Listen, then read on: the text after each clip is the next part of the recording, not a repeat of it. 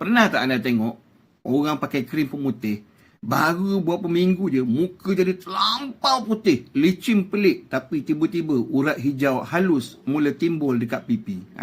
Bila kita tegur, dia akan jawab apa?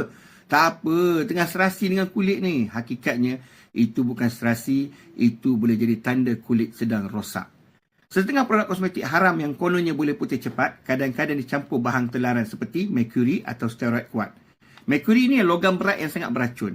Ia pernah digunakan dalam industri seperti termometer, bateri, bahan kimia. Tapi bila masuk dalam badan manusia, ia boleh menyebabkan apa? Kerosakan buah pinggang, kerosakan sistem saraf, gangguan perkembangan otak bayi dalam kandungan. Steroid kuat pula boleh sebabkan kulit jadi sangat nipis, urat halus makin jelas, kulit cepat merah, kulit jadi sangat sensitif kepada matahari. Sebab itu ada orang pakai produk pemutih ni, mula-mula nampak cantik, tapi selepas beberapa bulan, kulit jadi rapuh dan rosak. Antara tanda badan anda mungkin sedang menanggung kosmetik bahaya, kulit makin nipis, urat hijau halus jelas di pipi, muka cepat pedih atau panas bila kena matahari, jerawat pelik naik turun, kulit mudah mengelupas atau jadi tumpuk. Dalam kes lebih serius, badan boleh rasa sakit kepala, kebas dan cepat letih.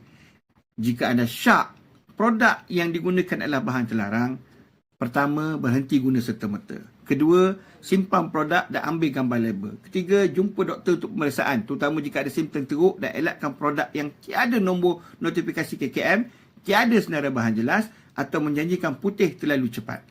Dalam Islam sendiri, kita diingatkan supaya tidak memudaratkan diri.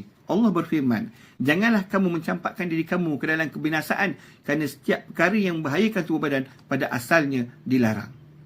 Ingat, putih cepat bukan hadiah. Kadang-kadang itu tanda kulit sedang rosak perlahan-lahan.